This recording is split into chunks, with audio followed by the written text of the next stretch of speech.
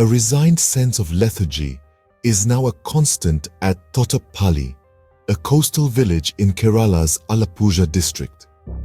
The villagers have recently completed 800 days of intense agitation against indiscriminate mineral sand mining. Their agitation did not grab the state's attention, though the picturesque village is part of Kerala's nostalgic past. To the village's east, beyond the spillway on the national highway, lies the vast, lush green expanse of paddy fields of Kuttanad, the rice bowl of Kerala.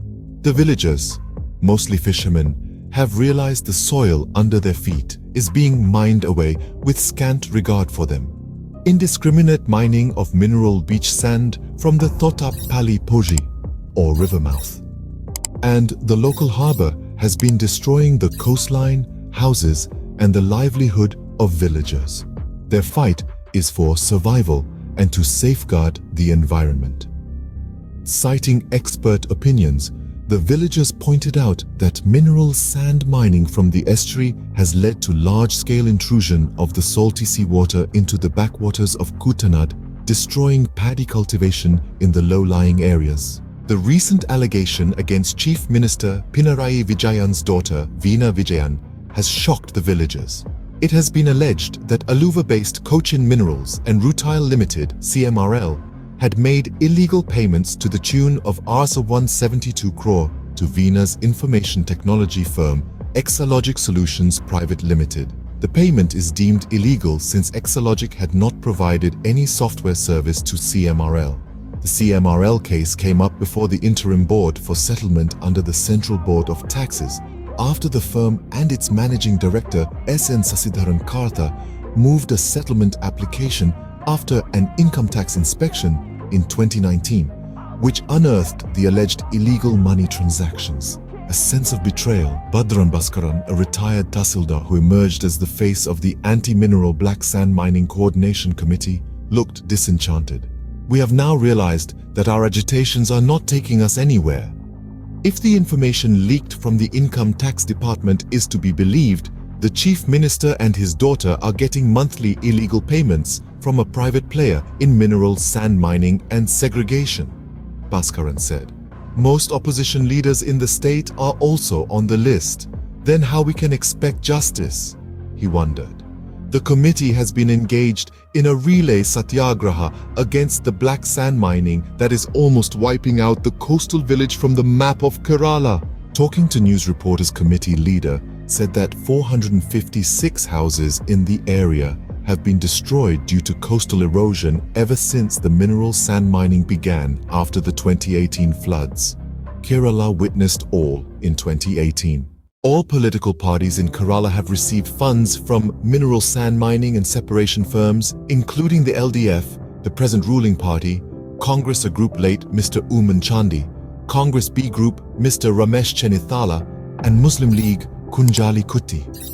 It is for this reason that they are authorizing single-point dredging at Tottappally Pozhi, leading in the incursion of seawater into the backwaters, causing massive harm to paddy farming in large tracts, he stated. Despite knowing well about the environmental hazards, the district authorities have recently deployed dredgers at the Pozhi to facilitate deep mining. The fishermen are in support of removing sand annually from the coastals to allow the free flow of floodwaters into the sea. Earlier, such removed sand was deposited in other parts of the coast to facilitate the sea to redeposit it, indirectly supporting fishers and farmers. The governmental agencies are now mining the mineral sand and transporting it to either Kerala Minerals and Metals Limited in Chavara or Indian Rare Earths Limited in Kollam. According to the rules, only public sector companies can mine and transport mineral sand deposited on the southern coasts of Kerala. No private party is allowed to mine or transport the sand. If that is the law, how did the Cochin Minerals and Rutile Limited get the raw materials? It's a common question still remains in the air.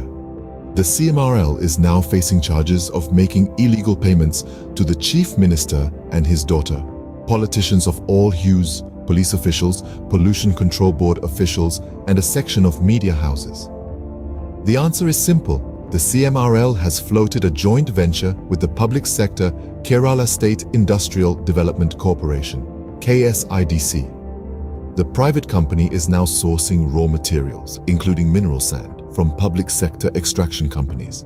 It's possible only with the help of all major political parties, Kochi-based environmentalist opinion. The income tax expose shed light on not only the dirty financial transactions, but also the tacit support extended by political parties to indiscriminate mining that has been ruining the coastal areas of Thottapally, Alappuzha, Arattuvaji, Alappad, Chavara, Kollam and Kollam. The revelation sent a rude shock to the coastal communities of Kollam and Alappuzha districts in South Kerala.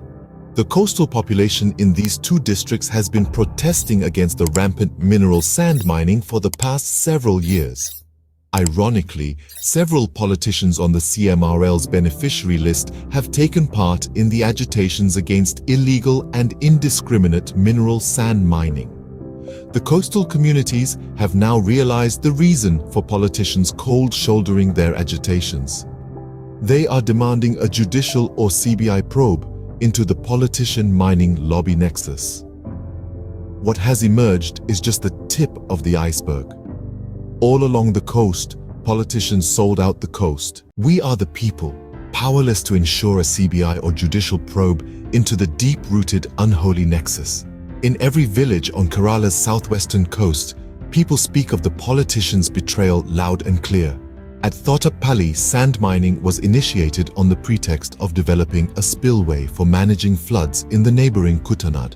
But mining has now facilitated seawater to intrude into paddy fields and smuggling of truckloads of mineral-rich sand. Alappad Panchayat in Kollam is an example. Spread over 90 square km in 1955, it has shrunk to hardly 9 square km now due to indiscriminate mining. Initially, the Congress, BJP, and CPIM were with the agitating coastal communities, but later they disappeared. So did the media focus. The agitations against mineral sand mining in Kollam and Alappuzha coastal areas began more than a decade ago. Though public sector undertakings, Kerala Minerals and Metals Limited and Indian Rare Earths Limited are mainly engaged in the mining, it is alleged that private firm lobbies are also involved in the business. A mineral sand is a natural resource, and hence it has to be utilized properly instead of allowing a few private lobbies to exploit it.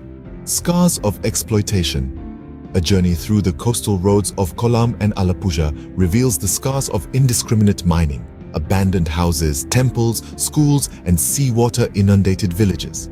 Water in ponds has turned red, and wilted mangroves stand testimony to man's greed. We have now realized that our agitations are not taking us anywhere. If the information leaked from the Income Tax Department is to be believed, the Chief Minister and his daughter are getting monthly illegal payments from a private player in mineral sand mining and segregation. Extensive mineral beach sand mining in these regions began in the 1960s. The abandoned buildings indicate how organized lobbies cheated the poor coastal communities. In Panmana, where thousands of fishermen once lived, only a mound of sand and an abandoned temple remain. At Alappad, people said more than 6,000 fish worker families left due to massive beach erosion, drinking water scarcity, and inadequate availability of fish. The presence of the minerals ilmenite, rutile, zircon, monazite, leucoxene, brown ilmenite, sillimanite, and garnet in the coastal dunes of Kollam was discovered in the 1920s, and the mining started on a large scale in the 1960s. It is evident that such companies have bought the politicians and trade union leaderships across parties, he told to the press reporter. Regardless of discrimination, the LDF and UDF both receive illegal monthly funds from the CMRL company, and then the well-educated Kerala citizens to choose who will represent Parliament in the 2024 MP election. I don't know the outcome for the society to choose between the LDF and UDF or any options for them. Let's hope for the best.